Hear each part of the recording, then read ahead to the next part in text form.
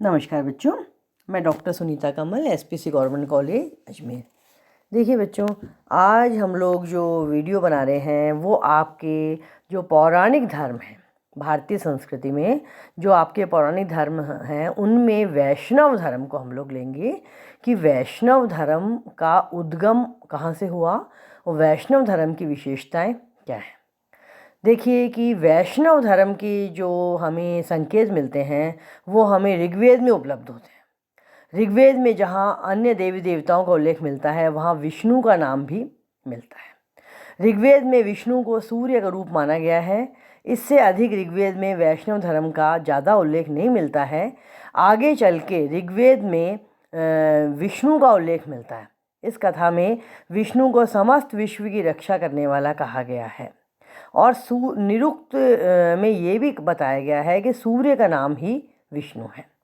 वैदिक युग में राजा वसु द्वारा यज्ञों में पशु बलि का विरोध करने और हरि की उपासना पर बल देने से वैष्णव धर्म का बीजारोपण हो गया था। वैष्णव धर्म में भक्ति भावना को सबसे अधिक प्रधानता दी गई।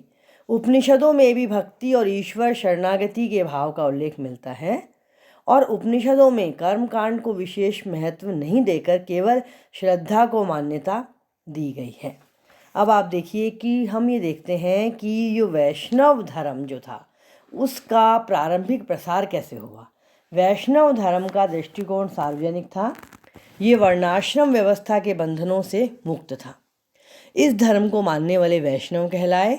इस धर्म के अनुसार मानव मात्र एक है। ब्राह्मण और शूद्र, ऊंच और नीच, देशी और विदेशी सभी भगवान की दृष्टि में शुद्ध हैं। ये इसमें स्वभावतः वैष्णव धर्म का निचली और विदेशी जातियों में बहुत अधिक प्रचार हुआ। और आप देखिए कि दूसरी शताब्दी ईसा पूर्व में तो वैष्णव धर्म इतना प्रबल हो गया था कि विदेशी जातियां भी इसकी तरफ आकर्षित होने लगीं।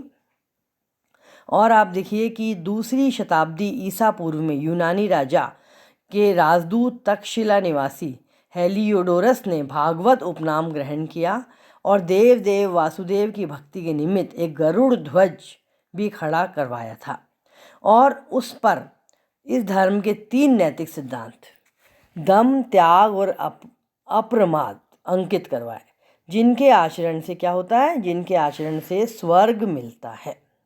और कुषाण वंश के 3 राजाओं का नाम भी वासुदेव था।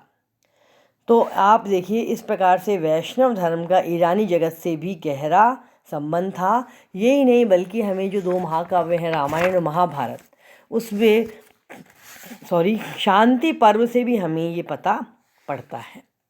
वैष्णव धर्म का दृष्टिकोण सार्वजनिक था। ये वर्णाश्रम व्यवस्था के बंधनों से मुक्त था। ये मैंने आपको पहले भी बताया। उनके विचार से मानव मात्र एक है। ब्राह्मण, शूद्र, ऊंच नीच, देशी विदेशी में सभी भगवान की दृष्टि में शुद्ध हैं और इनमें कोई भेदभाव नहीं है।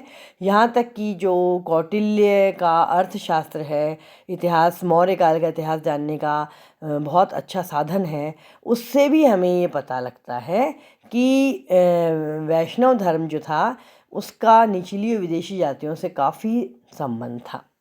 और इसमें कोई प्रकार का इस नाम का संभवतः इसलिए भी प्रयोग हुआ कि यह हरि के नाम से मिलता जुलता है। क्योंकि मैगसनी ने लिखा है कि मध्य देश में मथुरा वृंदावन के इलाके में हीरेक्लीस की पूजा का रिवाज था। इससे वासुदेव कृष्ण का बोध होता है और इस नाम का संभवतः इसीलिए प्रयोग किया गया कि यह हरि के नाम से मिलता जुलता है।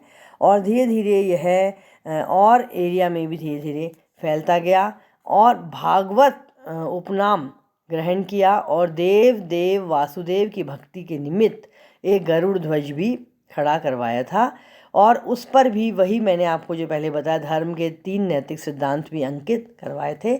इससे स्पष्ट है कि यूनानी वैष्णव ने महाभारत का अच्छी तरह अध्ययन किया था और इनके मूल सिद्धांतों का अच्छे से उनको पूरा ज्ञान था।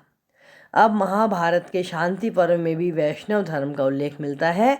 इस प्रकार से पौराणिक वैष्णव धर्म सार्वभौम मानव का प्रतिपादक था। धन्यवाद।